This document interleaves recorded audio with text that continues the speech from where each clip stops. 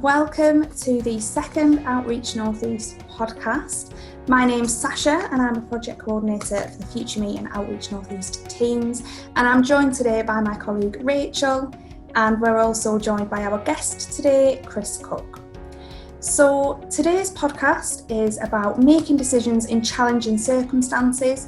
Now, we know that we're all living a little bit differently at the moment. We might be making some difficult decisions about our futures, but we also know that at the best of times, when everything is kind of life as normal, it's also difficult to make decisions about your future, particularly if you're a student in years 12 or 13, you're kind of thinking about your next steps and what you might like to do.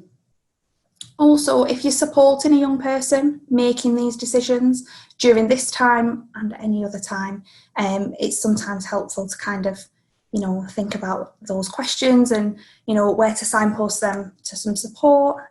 So today we're going to be discussing that topic really. So Rachel, would you like to introduce yourself first, and then we'll introduce our guest?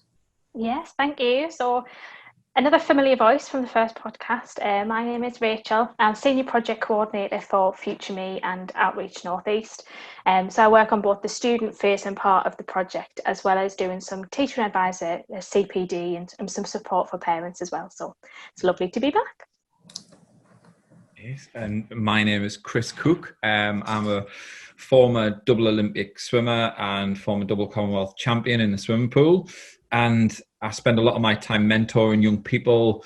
I coach and mentor people in elite sport as well, and business. I do a lot of guest speaking. I do a fair amount of things, and I've also got my own learn to swim business too. Fantastic. Thank you. Just a few little things there. Oh, sounds like a long. Started with the double Olympic swimmer. Just dropping in that quickly.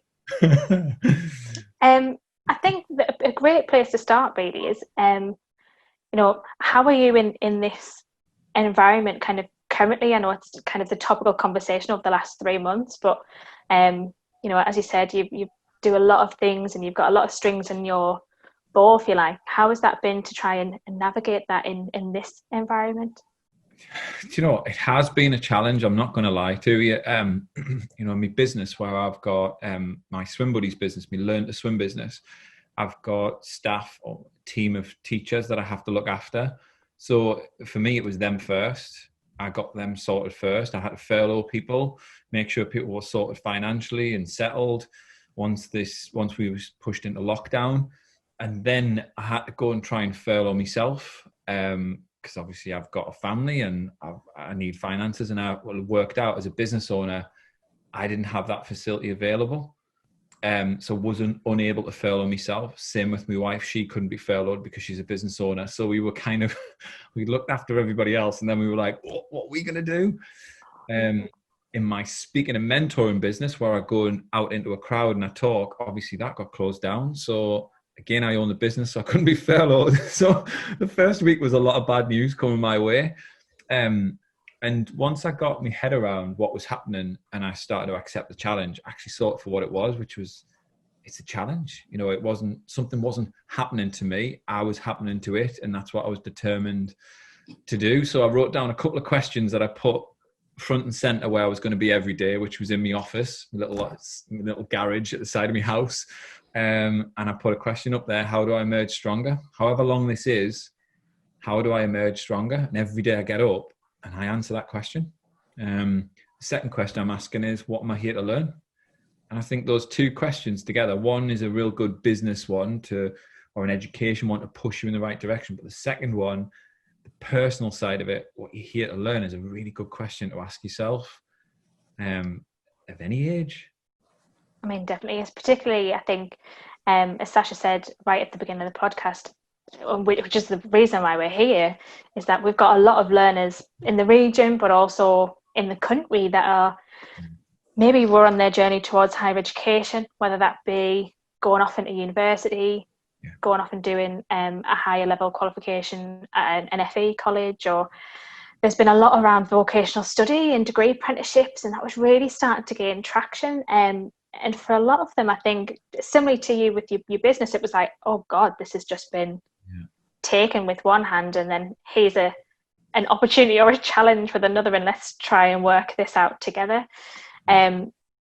Just kind of backtracking for your educational decisions, have you had that same mentality throughout your career, or has this been something that you've sort of developed as you've gone on? It's definitely something I've developed. You know, I've applied certain skills to certain areas in my life and gone, oh, well, that didn't work. Maybe I need a different tool. So it's been trial and error. I've used the experience of other people who are role models, or people in your life who go, have you thought about this? You know, those people you confide in, and advisors, anybody who I could really. But if I go back over my own education career, actually, it's not a rosy story, if I'm honest with you. And it started with me not particularly walking away from school with the best GCSE results, or the results I found I got what didn't reflect what I could do. So I went back and resat. So I had a year or two of resitting, maths especially 3 times. It just seemed to elude us all the time until I eventually got it. And then I moved on to college and I followed the sports science route. Absolutely loved the sports science route. And I'll be honest with you here, I didn't really think it through though. I didn't think about who I was and what I wanted after the education had finished. So I'd followed the sport route just because it was something I loved, but I'd got a degree in an area that I probably, if I'm honest, I didn't use. I'm an out and out entrepreneur, and I wish I'd explored that earlier on. I get these ideas. I then look for people who can help me bring these ideas alive, find my team, and then that's how I make my money. I've tried working for people. I've tried to be employed, and I'm just unmanageable. I know, and I'm terrible because I'm like, I've got this idea, and everyone goes, oh my God, here he goes again. And I need to be in an environment where people go, yeah, let's do it. I trust you. And I need to find those people. And when I do, magic things happen. So I wish at the start of my education journey, I'd had the confidence just to explore, who am I? What brings me alive? Yes, sport does. But what is it about that sport that brings me alive? Well, if I'm honest, it's ownership. I like to have ownership and control. I am a control freak, but that serves me. If I use it in the right way, it serves. That's really interesting because I think my educational career was similar in terms of the options that I chose. So I very much went down the sport route, and have came out and not done anything with sport since graduating. I've been coaching along the side, but I think you do realise, and I think there'd be a lot of people who might still be interested in sport. I think it's not about saying, don't do a sports degree. It's probably just looking at, what are the elements of that sports degree that you really want to hone in on. And, you've got sports management opportunities there, but it's also around kind of using it to even explore. I mean, higher education is a great opportunity to just explore in itself. Like, how did you do that? Because which university did you go to? I went to Northumbria in Newcastle and had a great time. I loved it. I actually followed the A-levels route straight after GCSEs, and it didn't work out for us, and I knew it didn't. So I chose a BTEC route, and it was literally like night and day. I flew through the BTEC and I just got it. I got it. It was my type of learning. It was my type of thing, and I think that needs to be explored as well. Exams weren't the route for me. They're not the best way to extract my knowledge and my understanding of it. I'm a very practical, hands-on, give me a little bit of time type of person. But when I come back with that time and that patience, what I produce is just as good as somebody who could do an exam in 2 hours. So I knew that the route that I was about to take with my education needed to be thought through. But yeah, I absolutely loved the sports science route. Joined the university because they had an opportunity for me to go and become a scholar. So I could get a scholarship and I could get me swimming bills paid for, so I could swim and just crack on. Within the first 3 months of joining the uni, I wasn't allowed to join the team. I was taken, and other people had taken the place because they were better than me. So I joined this university for that very reason, to join the scholarship program. And they went, oh, by the way, that scholarship program, you're not on it. And it's looking likely that next year you won't be on it either. And I thought, Nobody said no. Nobody said no to me. And I just got in and just worked as hard as I could. And the very next year, I got on the scholarship program, made it so that they couldn't say no. Pushed myself to the front of the queue, got there, and I turned up and I said, right, now say no. See what happens. And yeah, I think there's certain aspects of it. If you want something, you have to be prepared to roll up your sleeves and be a little bit pushy about it. Don't be frightened. Don't be frightened to step forward and say, I want this and I'd like some help. Because you'd be so surprised at how many people in your life will step forward and go, okay, I'll help you make that happen. So you made a lot of your decisions personally, as you know, you've said before, you like ownership and you like to be in control of what you're doing. Were you the same with your educational choices as well? Yes and no.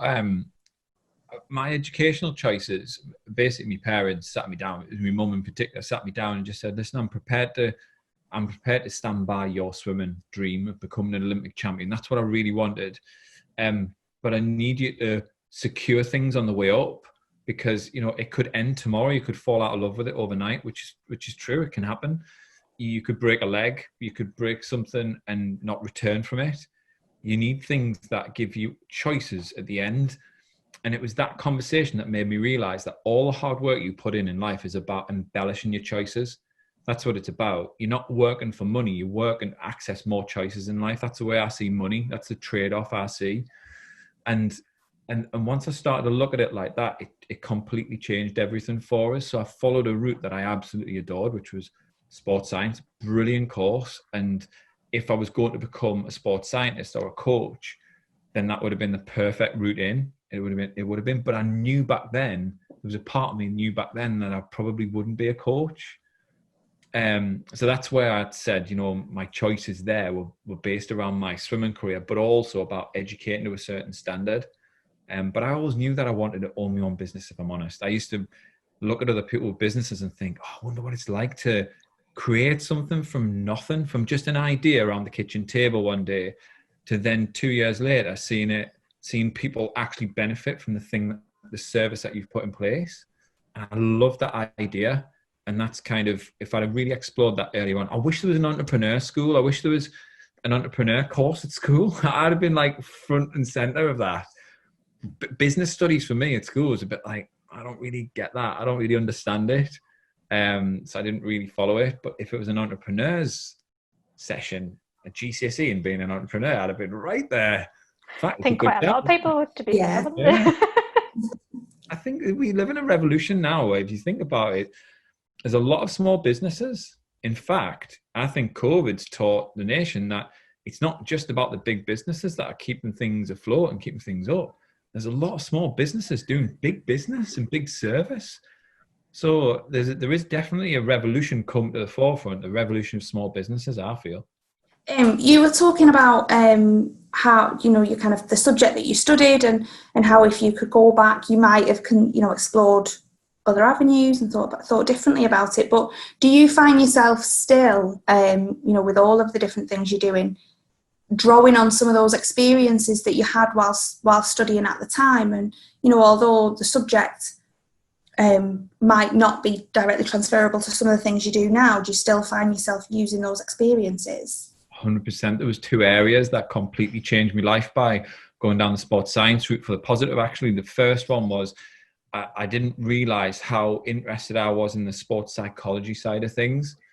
And I ended up working with a sports psychologist off the back of some of my lectures that I went to.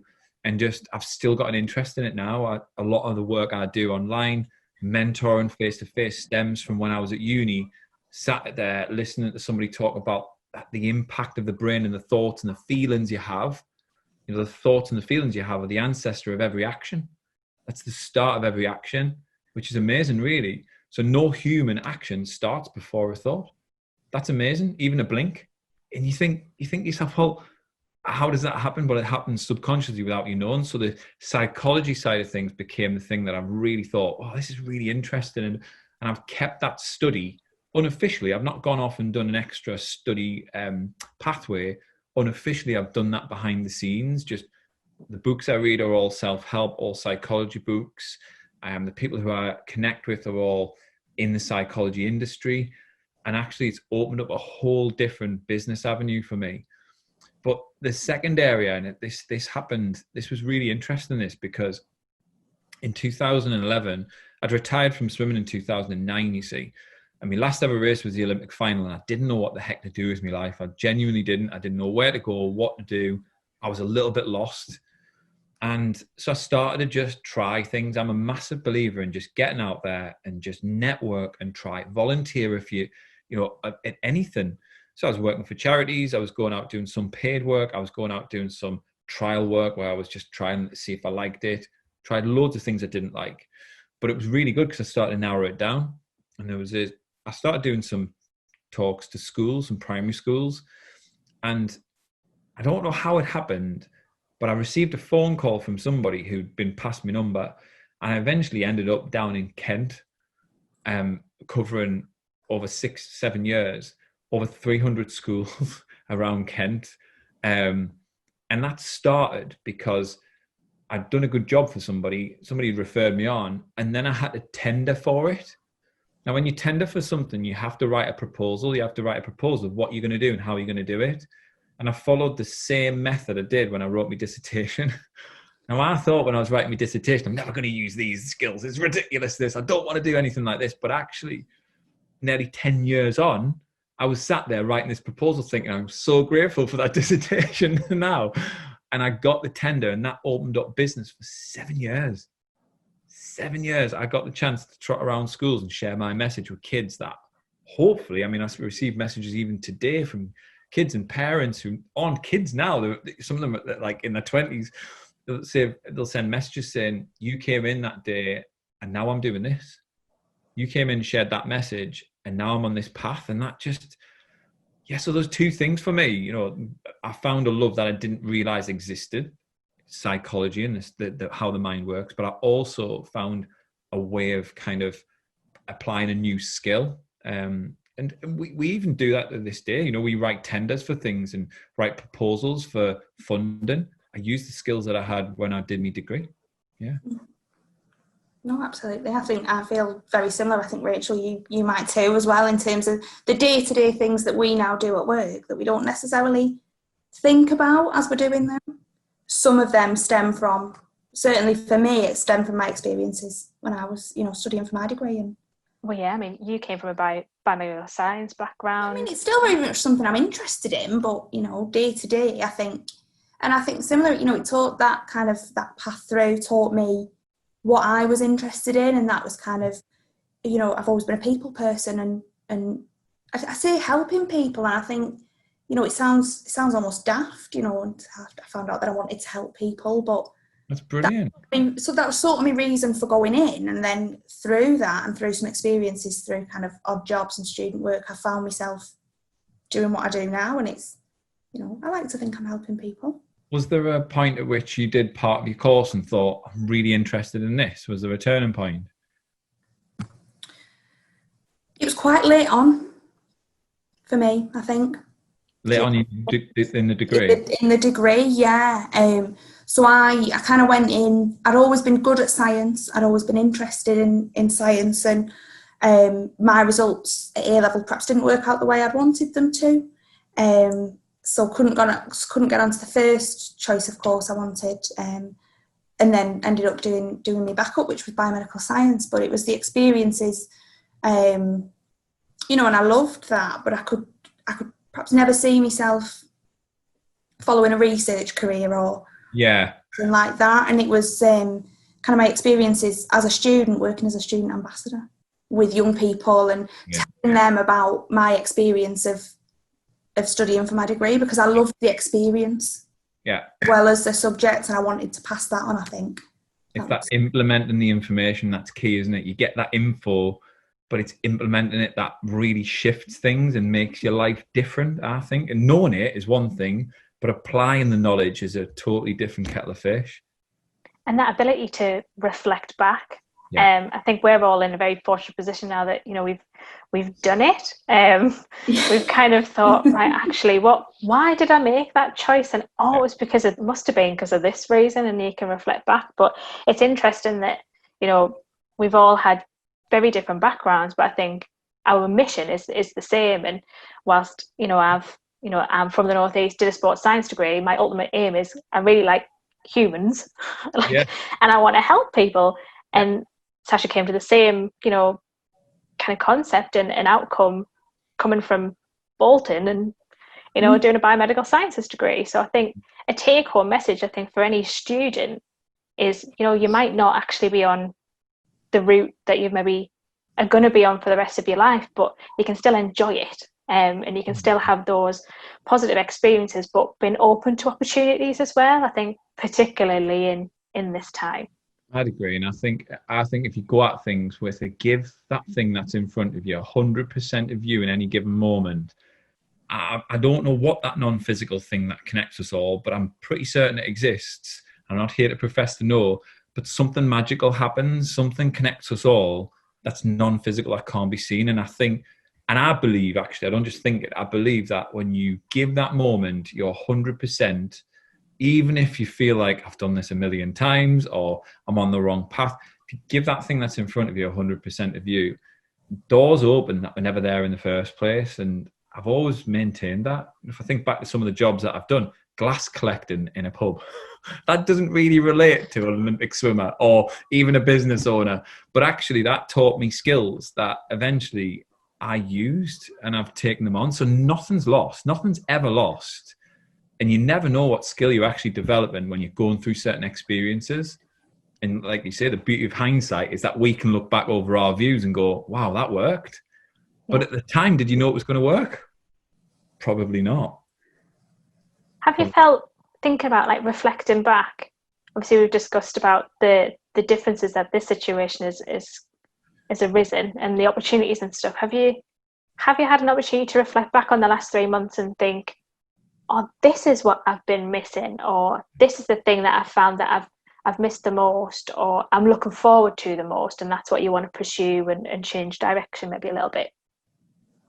100%. Yeah, for me it has. I don't know about you two, but for me, this current, I'm stopped calling it a crisis now because I don't feel like it is a crisis. I've never felt like it's a crisis. I've felt like it's just an interesting time.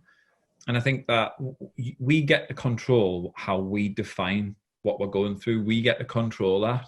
But often the outside influence tells us to do that. So you'll hear people say, people send me emails saying, hi, Chris, hope you're all right during these difficult times. And I'm like, it's an interesting word to use, difficult, because if you feed your brain that word difficult, it will automatically go, uh-oh, are we in difficulty now?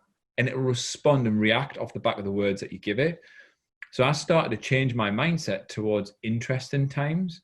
And what then I started to get prompts to do was interesting things, something different. So now I'm more excited than ever. About 6 weeks ago, I started to become really, really excited at the new prospects that not only have I got in the diary, but the new avenues that I'm taking. I've got 12 people in my diary that I didn't know before COVID at all. No tenuous links either, no friends of friends, brand new business, brand new people, brand new contacts. And it's that I think is really exciting, is if you look at it as an opportunity, it is there. You might just have to go digging for a bit of gold, but it is there. But I do believe the very starting point is, how do you define what you're going through? Because if you define it as a crisis, if you define it as a difficult time, if you define it as a pandemic, I believe your brain starts to act like it has no control over it. So then it goes, oh, what's the point? Might as well just sit here and take it. It's a global pandemic. Oh dear, it's global. But if you just reduce those choices in front of you to, hang on a second, what's happening in my world? What can I influence here? Starts to change everything. But yeah, to answer your question, I'm dead excited now. More excited than ever, if I'm honest.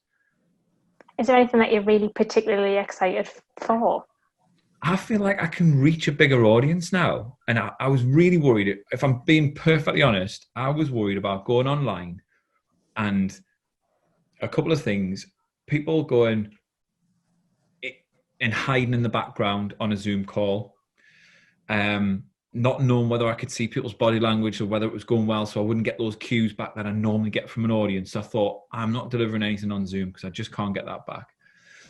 I've let go of that now, and I've just gone for it. And actually, it's not as scary as I thought it was. The second thing that I was really worried about was it being recorded and me hearing and seeing myself back. And as well, not just that, but also maybe 3 years time, I'm going to hear myself say something or see myself say something. Someone's going to remind us and I'm going to go, oh, cringe. Why did I say that? But I think that's where we've just got to let go of that. That's your ego talking. That's your ego talking. And when we let go of that and we just throw caution to the wind and we take that calculated risk, we often find that what's on the other side is not death. It's not death. It's not something final. It's just a learning experience. And so, yeah, to answer that question, the bit that I'm really excited about is I feel like I've overcome some personal hurdles. And I know people will probably find that really strange because I'm always bumping my gums and talking about something. But, my first LinkedIn post, I just went for it with a video and loads of people stepped forward and go, oh my God, I'm glad you said that because I think the same. Oh, people with messages behind the scenes saying, great message, Chris. Thanks for that. It really picked me up. I was thinking, whoa, people want to hear this. So once I got a bit of evidence, I got a bit of confidence, and I'm still doing that now. And every day I've probably either done a podcast or a couple of podcasts. I've done a session via online Zoom, or I've put some content out there that's a piece to camera. So I've made sure that I've hit it every day, and it's not as scary. It's not as scary. Going back to your educational choices then, have you faced any sort of challenges or obstacles when you were making your decisions, either in your sport and career, either like overcoming some form of adversity, or, I know you mentioned before about, you getting your scholarship or working towards your scholarship, and that like a closed door almost until you kicked it open, which is brilliant. Definitely do more of that. But how have you faced any of those challenges, and how did you overcome those? What was your mindset to be able to do that?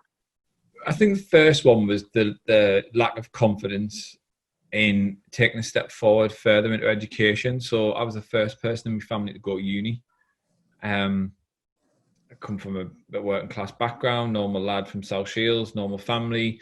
Everyone was really hard working. Everyone had jobs, in the family. So I was probably set up to go into some sort of work or apprenticeship, or, if I was to follow in footsteps, if you like, really positive stuff, but just not really in line with where I wanted to go with my life. So I was lucky that I had parents that supported us to allow me a platform to do anything really. But we didn't have all the money in the world to go at it, but we could make those choices. But I think there was a lack of confidence, if I'm honest with you. I believe we've got a life script in our heads that we tell ourselves a story about ourselves. So you'll hear people say things like, I'm just really unlucky, me. And they'll sell themselves the story that they're really unlucky. And then the brain goes in search of really unlucky things and goes, see, I told you I'm really unlucky. Look what's happened to me. Because the brain's really clever like that. It'll reaffirm what you believe it is. And for a long time, I thought, I'm just a lad from South Shields. I can't go to university. No one in my family's gone to university. And actually, as I got closer and closer, it was the BTEC that really helped us do it, if I'm honest. And it was my lecturer at college who sat me down and just said, this work is really good, and I'm going to refer you straight to the university. In fact, you can go through clearance before anybody else. And I did. So in the May, before everybody got their results, and I had my place at university. I had an unconditional offer. And it was that started to build the confidence. I started to get little bits of evidence that challenged the script. It challenged the story. Actually, I could be the first to go, and I quite like that. First person in my family to go. And if I break that, maybe someone else will. And subsequently, people have in the family, younger people come through, cousins, and they've gone on to university. It's just become the norm.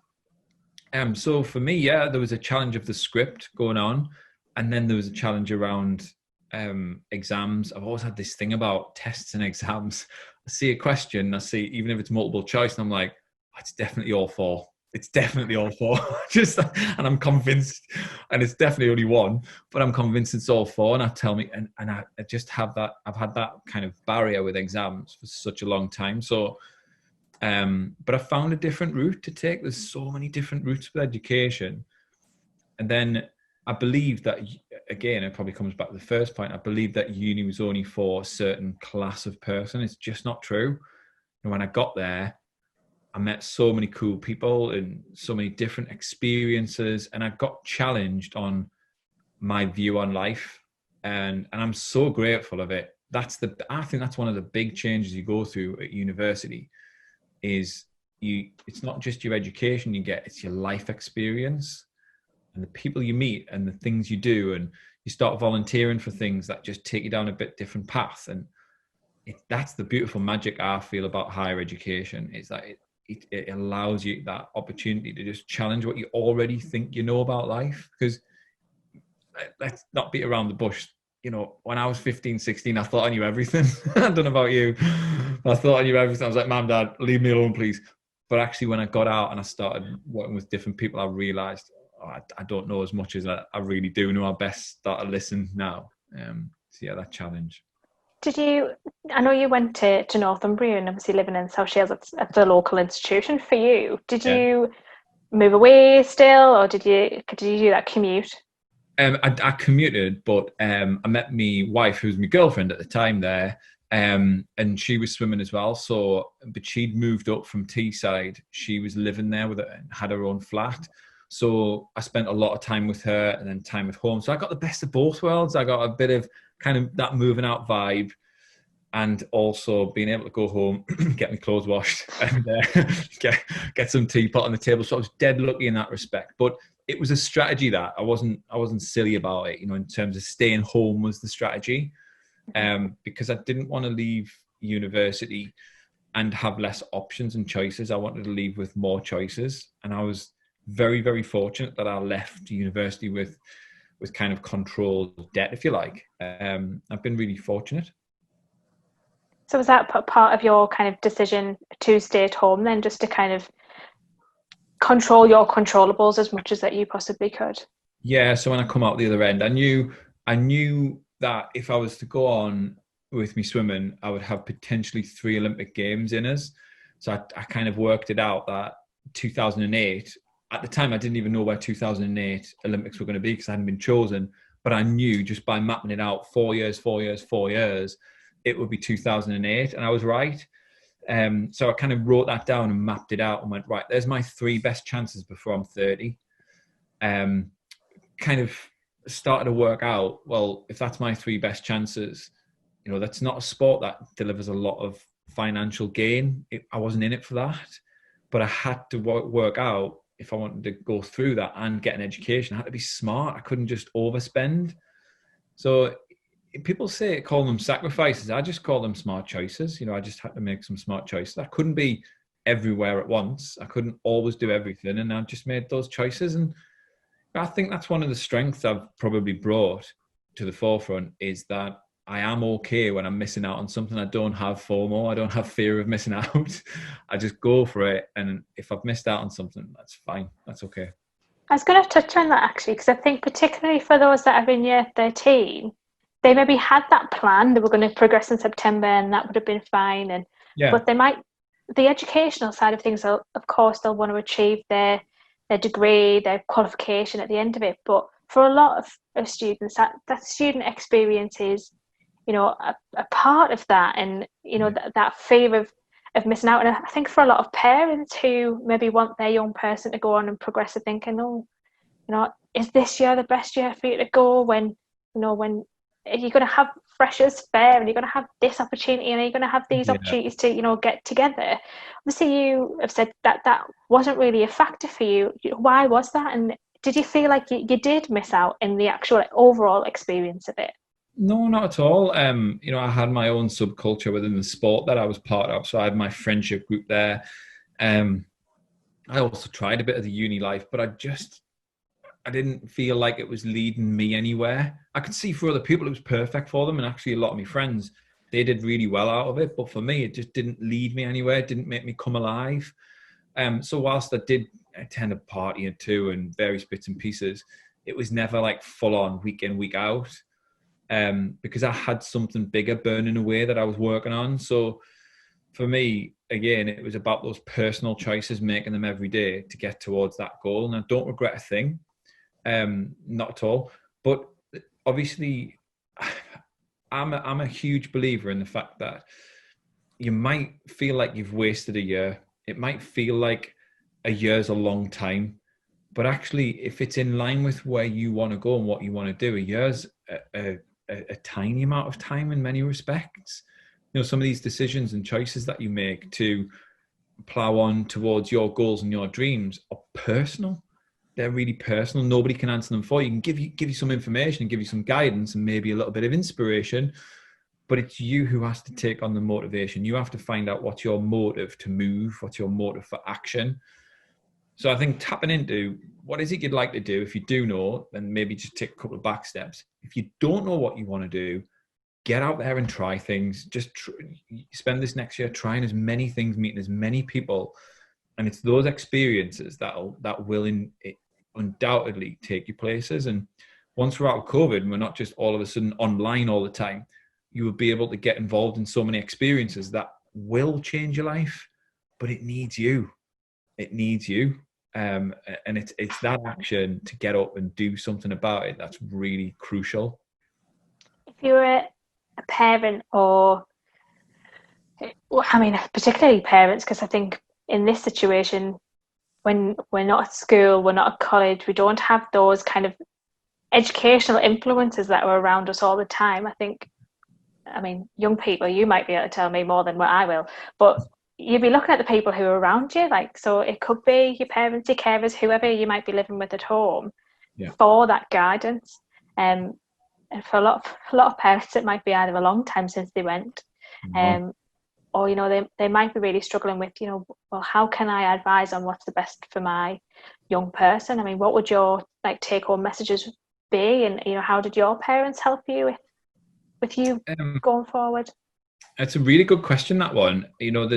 I'm a parent myself. All right, my kids are a lot younger, 9 and 6, but you still have that powerless feeling sometimes when they're trying to do something, and you really want to jump in and rescue them. Now, the important thing is we don't rescue them too much, and it's really, really difficult. I probably find this the hardest challenge, if I'm honest with you, is that it would be easy for me to jump in and solve the problem and we can get by and there'll be no cloudy day, but actually allowing them to go through something allows them to embellish and scaffold their character. And that's really, really important, is that we're there to inspire them and to help them and support them.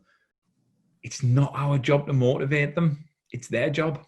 And there's a big difference between motivation and inspiration. Inspiration is providing almost that North Star or a bit of extra information that they didn't know, or helping them to see an experience that they could have. That's inspiration.